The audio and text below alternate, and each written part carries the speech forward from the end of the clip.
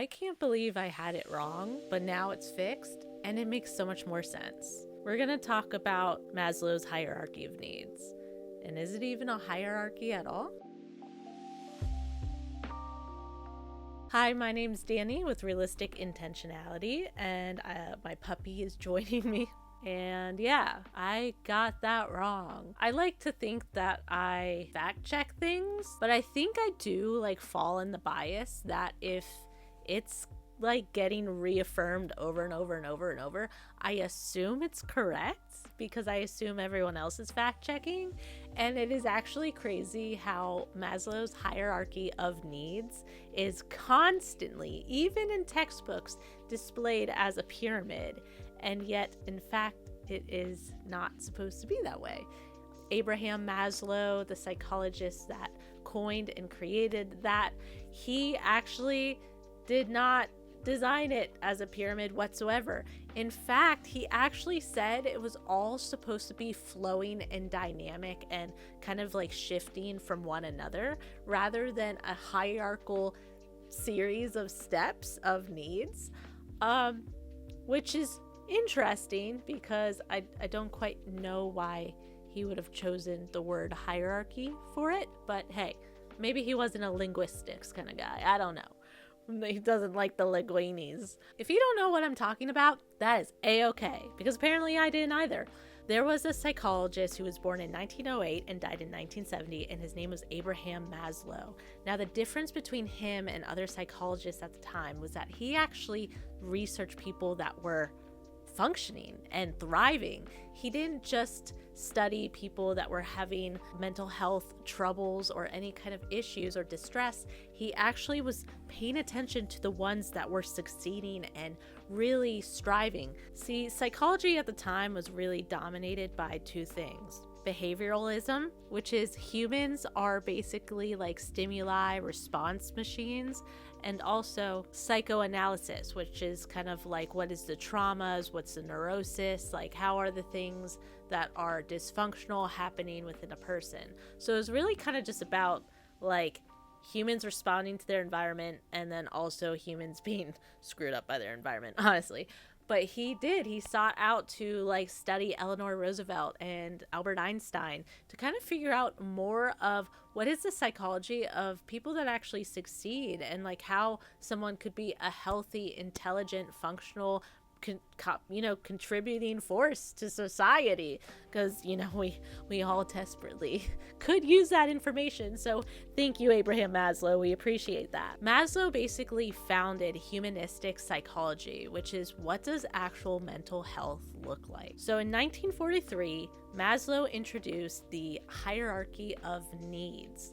Now, you have probably seen this as a pyramid, okay? And as I said in the beginning, we were wrong, okay? It was not supposed to be a pyramid whatsoever. In a psychological review that Maslow wrote called A Theory of Human Motivation, he actually talks about 5 overlapping needs that helped identify and categorize human needs in a way that was a lot more understandable and kind of digestible. But the key thing is he never meant for it to turn into rigid steps that were meant to be looked at linearly. It was always supposed to be dynamic. It was always supposed to be free-flowing.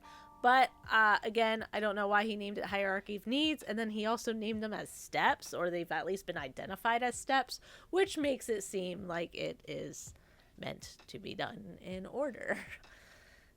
Yeah. Now, the original one, the first one that he said was physiological needs, which are really about survival. So food, water, shelter, sex. It's a lot of that biological need or that biological deprivation that really hinders your ability to be mentally healthy and to really succeed as a person. If you are in survival mode, it is going to be difficult to do that. So you have these physiological needs that need to be attended to for you to literally survive. Number 2 is safety needs. So this is physical safety, knowing that you in the present actual moment are okay. You don't have, a mountain lion stalking you. You don't have someone holding a weapon to your head. You know that you do at some capacity can return to shelter. You can have food. You generally feel safer. This can also be emotional safety. So if you are in like a war-torn country, or you're really in a very unstable environment, it's going to make you feel unsafe. Number 3 is love and belonging. So this is all about the community, the loving relationships, feeling nourished, having your village. And so obviously this is a big one, and you do kind of think like, okay, well, if you're starving or you feel unsafe, like how are you going to have a loving family and stuff or connection? But I mean, plenty of people do. Plenty of people do have love and family and friends even when they are struggling or they feel unsafe. Like, they don't need to stack. That is what we're trying to get at. It does not need to stack. It actually is all free flowing. And so you do need, in some capacity, a village, a loving community, loving relationship. Number 4 is esteem, which is both internal and external esteem. External is like recognition and respect, while internal is like your self-esteem and how you feel about yourself. Maslow viewed internal esteem as being more important, which I think that could be no surprise to anyone involved in like personal development.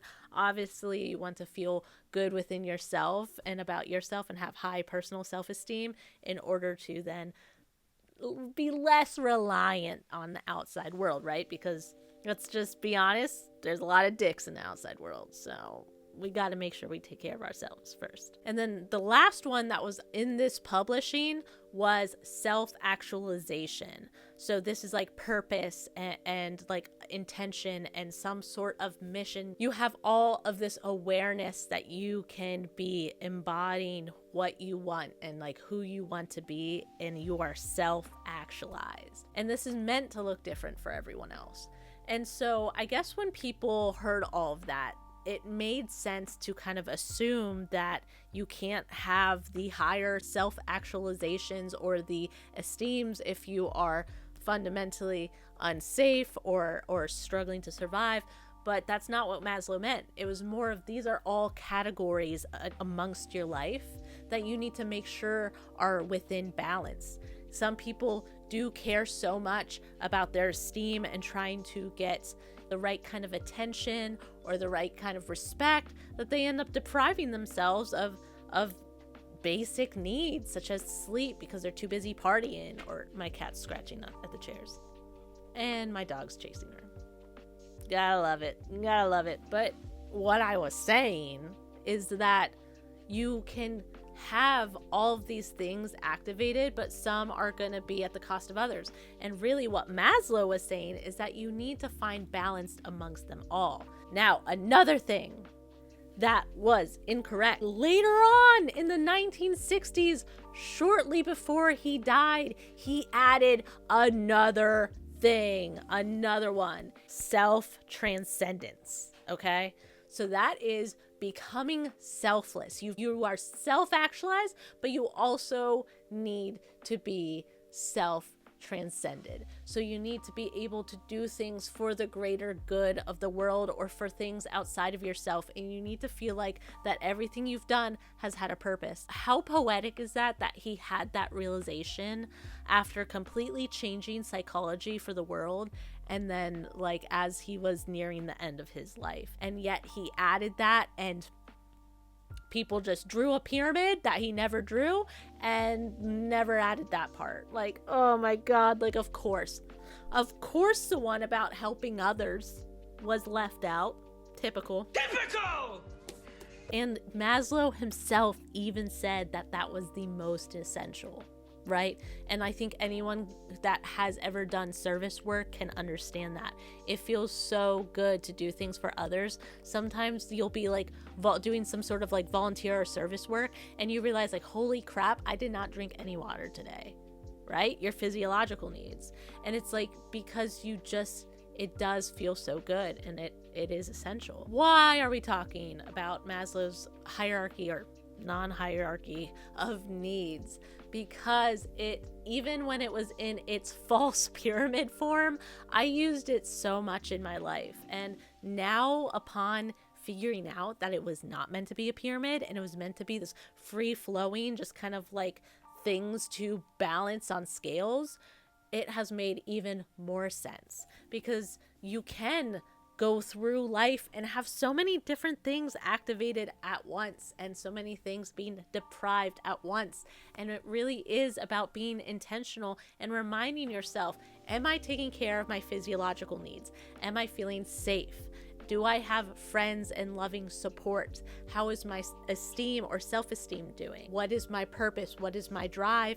And then also, how am I helping others? You should check all those boxes at all times, instead of just being like, oh, physiological good. Now all I need to do is focus on the next one.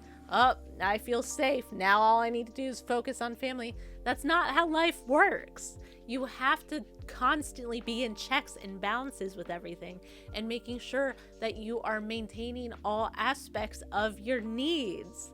It's actually non-hierarchical, but again, I don't know what the wording was about that, and I don't know why the pyramid is a thing, and I am so sorry that I did perpetuate it on my Instagram page, which is why I'm making this video, because I actually redrew it as a bunch of like free-flowing blobs, because what is life but a bunch of free-flowing blobs? So really, when I want to live intentionally and I want to use Maslow's incredible wisdoms to do that, I can kind of check in with myself every day and be like, okay, how are my needs? And I don't have to go in order. I can go down, up. I can just throw them randomly in a pile and be like, how's my esteem? How's my physiological? How's my self-actualization? Whatever. Like, check on all aspects of your life at any given moment, and being mindful and intentional of what your life may need. Sometimes I need more safety. Sometimes I need more respect. Sometimes I need more social time. Sometimes I need to be of service more. It does not matter. Life is free flowing, and you're going to need different things at different times and different supplementation.